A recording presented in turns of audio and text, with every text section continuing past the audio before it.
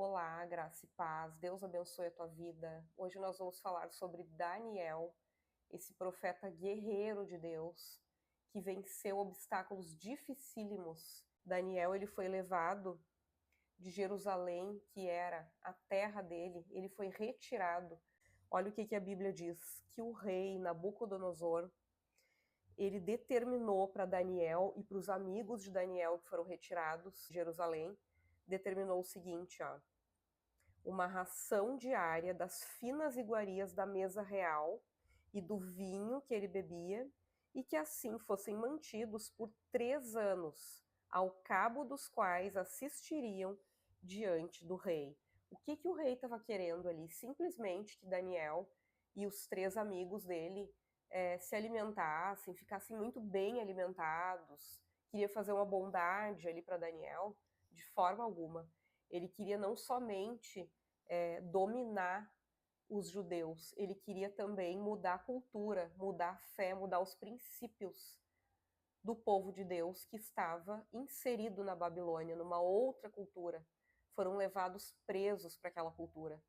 O que Daniel fez? Ele entendeu que ele estava sendo ali, vamos dizer, manipulado, né? Uma tentativa de mudarem a mente dele, porque se quisermos mudar o nosso comportamento, a nossa vida, por aonde que começa, será?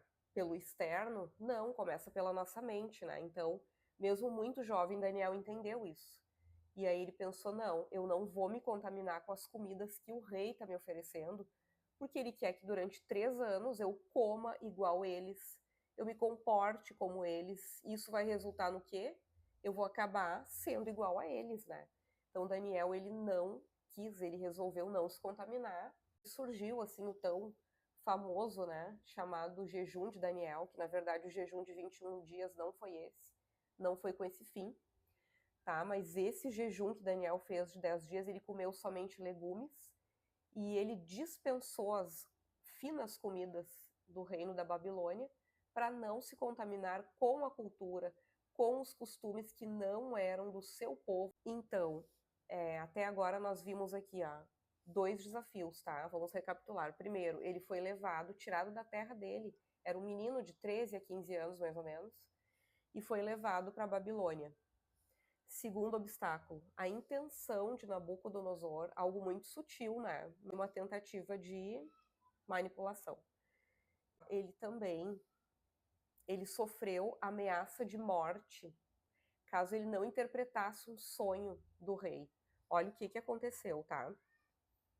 No segundo ano do reinado de Nabucodonosor, teve este um sonho. O seu espírito se perturbou e passou-lhe o sono.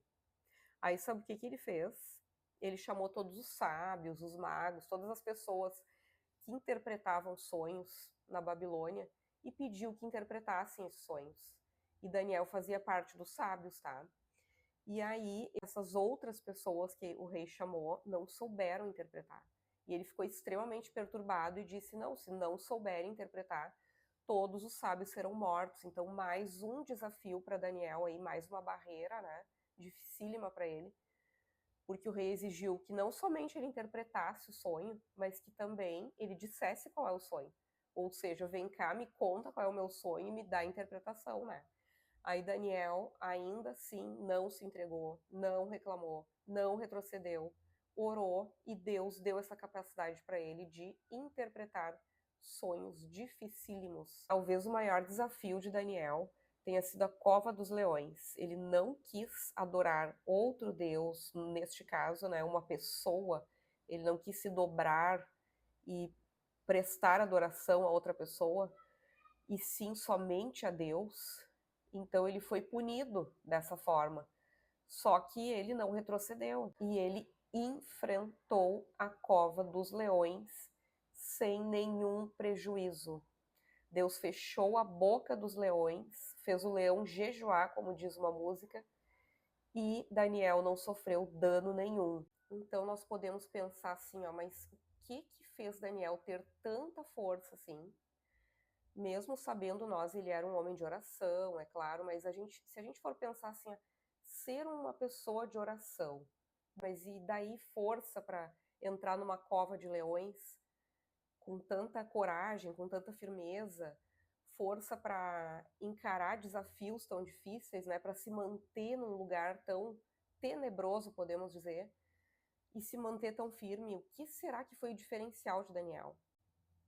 Eu quero falar aqui da maneira que Daniel se dedicava a Deus. A Bíblia diz assim, ó, que ele tinha um espírito excelente. Ele era, talvez, né, vou dizer aqui pelo que eu entendi, que ele era muito detalhista, muito assim, procurava ser impecável em agradar a Deus. Então aqui nós vamos falar sobre as limitações e o que ele fez. Quais foram as atitudes que fortaleceram Daniel diante dos obstáculos. Quando ele foi levado para Jerusalém, ele aceitou. Aí vocês podem dizer, nós podemos dizer, isso é força, sim, isso é força. Ele poderia ter se revoltado, ele poderia ter pensado em desistir, se entregado ao vitimismo, ou até mesmo ter se dobrado à vontade do rei, ter se aliado com o rei. Não, ele não fez, ele aceitou e confiou em Deus. Outra coisa, quando Nabucodonosor tentou incutir a cultura da Babilônia na mente de Daniel, ele decidiu, a Bíblia diz, decidiu firmemente não se contaminar. Quando ele sofreu ameaça de morte, caso ele não interpretasse os sonhos, ele orou como de costume 3 vezes, com as janelas abertas para Jerusalém, ou seja, janela é uma forma de conexão com o externo, né? Ele olhava para Jerusalém, ele olhava para a terra do Deus dele, ele olhava para a vontade do Deus dele. Daniel, ele não agia por pressão ou motivado pela opinião da maioria das pessoas, mas pela vontade de Deus. Amém?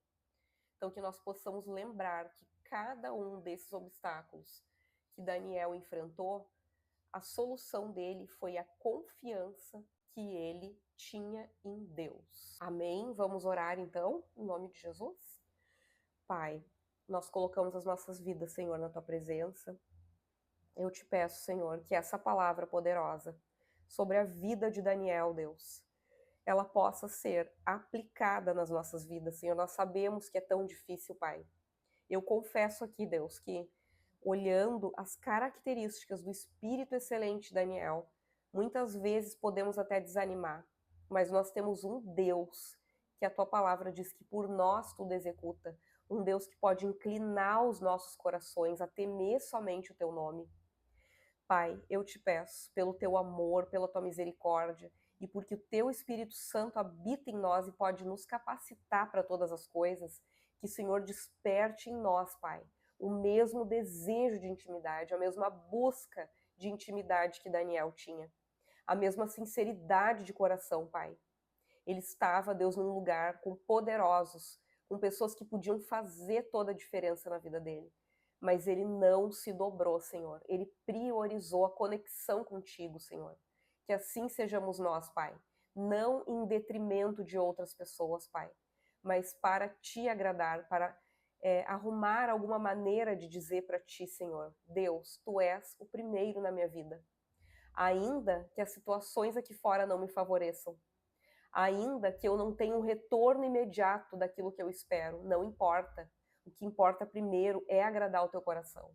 Senhor, eu creio que Daniel pensou dessa forma. E eu creio também, Deus, que o Senhor pode moldar esse coração em nós. Creio que estamos nos últimos dias. Creio, Deus, que os dias estão cada vez mais difíceis. E creio na necessidade, Pai, que temos de ter um coração igual ao de Daniel, Pai. Por mais difícil que possa parecer, ainda podemos dizer: tudo posso naquele que me fortalece, tudo é possível ao que crê, e não haverá impossíveis para ti, Pai, em todas as tuas promessas. E tu promete, Deus, aos que clamam, que o Senhor responderá, o Senhor concederá o pedido. Nos concede, meu Pai, cada vez mais amor e a tua vontade realizada nas nossas vidas, em nome de Jesus. Amém.